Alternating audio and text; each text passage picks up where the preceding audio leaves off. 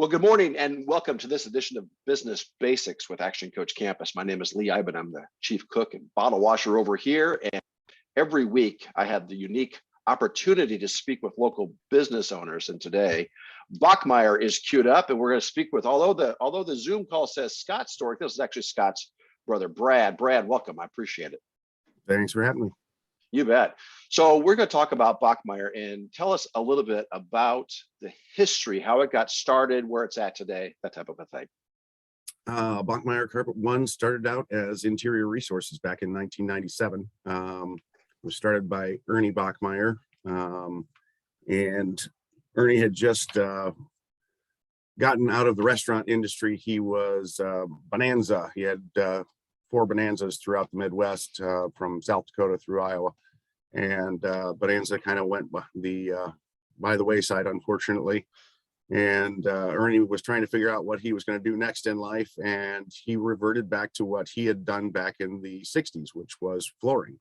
Oh, And that was something that he knew. So we got a little place, well, they got a little place back then down at 904 Quarry Road, which is right where the Hyatt parking ramp is at the Iowa River Landing. yes. Yep. We had just acquired the mechanic shop right next door to us. So we had doubled our size just to have recently. And that's when the city of Coralville came in and said, hey, we're going to build this awesome thing called the Iowa River Landing. And we've decided we're going to use your building as the headquarters for this whole thing. So we're going to have to ask you to move. Well, there you go. So that's how we came to where we are at today. We moved out here at 3402 Merchant Street in Coralville, right across from Tyson's. Back in the full transfer happened back in 2005, Okay. 2004, 2005, and just kept growing. We more than quadrupled our floor space and warehouse space, so it made it easier for us to grow and grow and grow. And now we've grown out of this building and had to get another warehouse just to keep up with the amount of growth that's going on. That's fantastic. So interesting dynamic there. So you and your brother really grew up in the business. I mean, from little guys all the way to where you're at today. And then in 2016, you acquired it. Is that correct? Or that is correct. And actually, little guy, I didn't get into the business until, well, September 11th, 2020 or 2001. So okay. All right. That faithful day, I'll never forget when I switched over from what I was doing prior. Scott was in the business from pretty much the get-go. I would have been 21 at the time. Okay. Thereabouts, and he would have been 26. So right. But you and your brother today, you guys own it. This is your deal.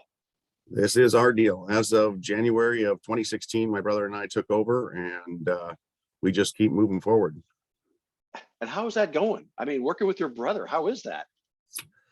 I am one of the lucky few. You know, you hear a lot about family businesses where the family kind of has a lot of tension. I mean, obviously, when you have a family business, get-togethers are not just get-togethers, they're business meetings. It doesn't matter if it's Christmas or Thanksgiving or whatever it is. It's not just we're going for Christmas or Thanksgiving, we're going over and we're going to hash out how we're going to move forward with the business. Right. And sometimes the spouses don't necessarily get to be part of that conversation, sitting quietly over on the side as we always promise we're not going to talk about business when we go to the family functions, but it never happens. It always comes up. It always comes up. Yeah, but no, like I was saying, you can.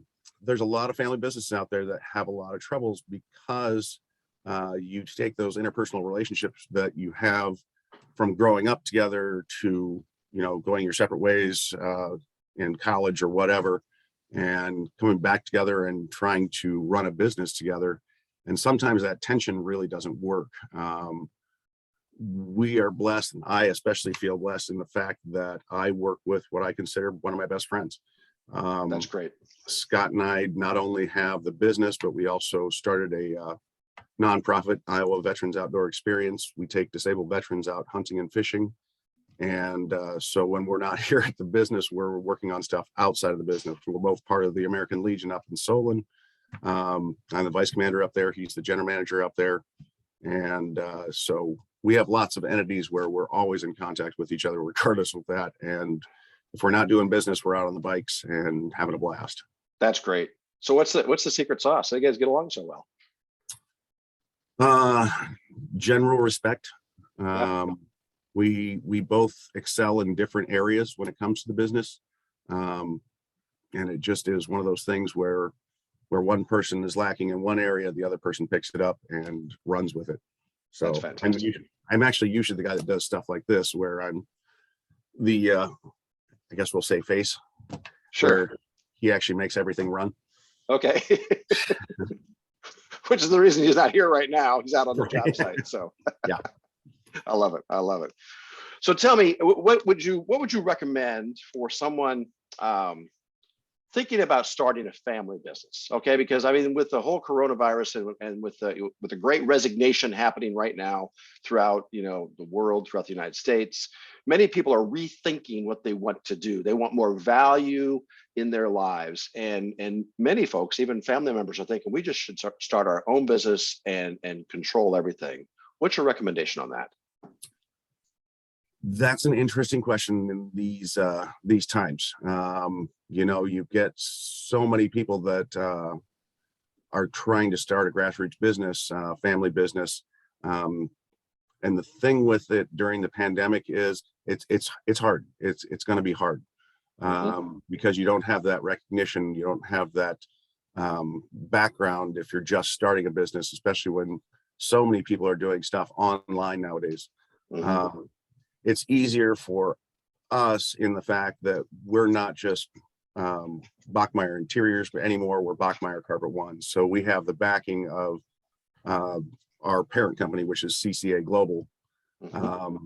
We have over 1,000 Carpet Ones throughout the world. We are the largest floor buying co-op in the world right now. So we had a little bit easier in the fact that we weren't starting from scratch when Scott and I took over.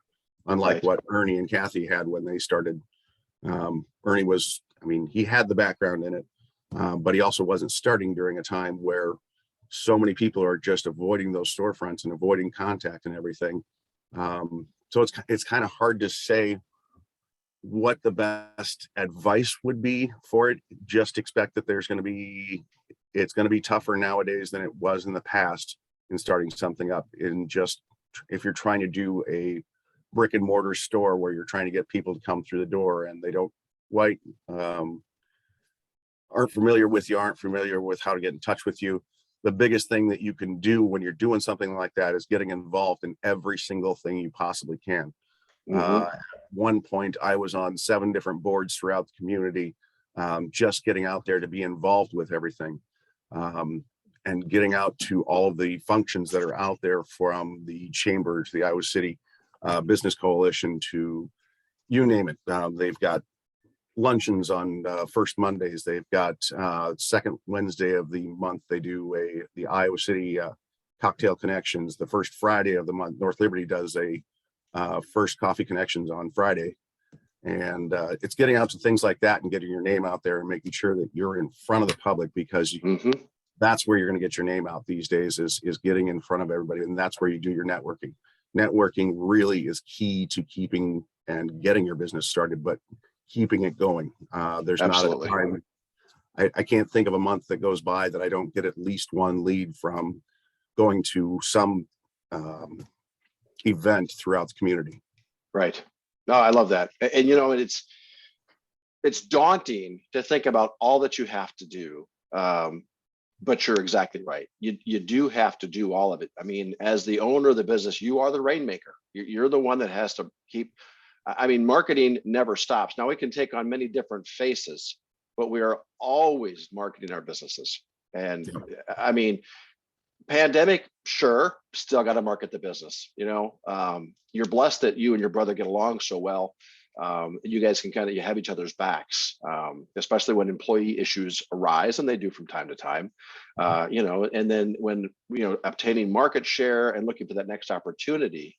But is it worth it? Absolutely. Right? Yeah. 100%. Yeah. There's no doubt about it. Yeah.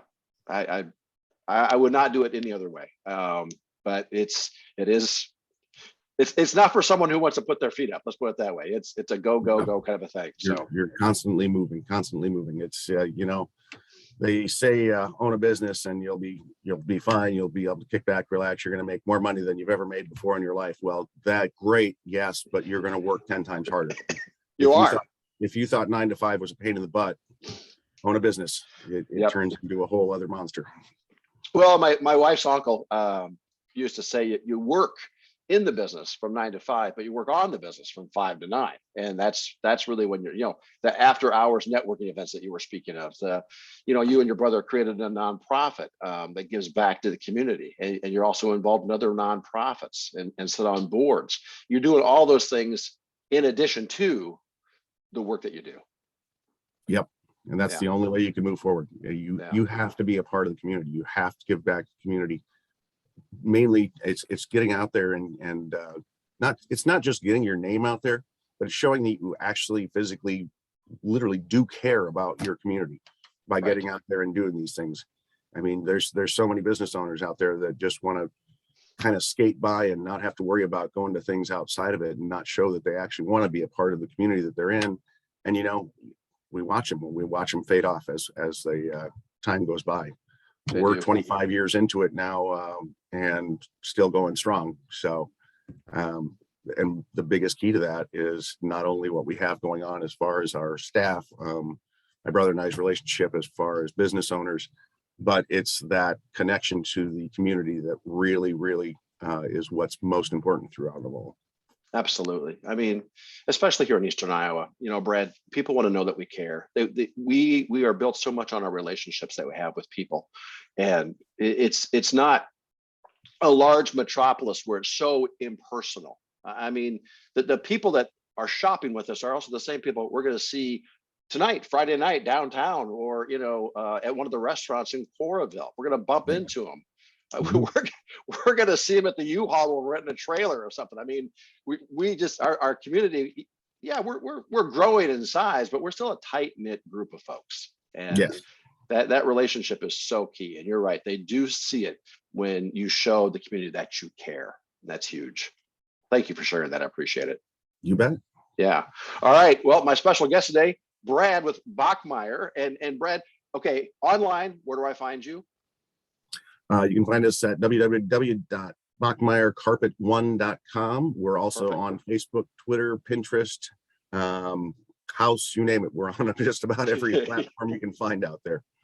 Excellent. And of course, if you want to drive by, do stop by the store. Fully open, right? Masks are optional right now. Is that the plan? Masks are optional. If you come in wearing a mask, your sales associate will wear a mask at the same time so that you're both safe. If you don't feel like wearing a mask, same thing.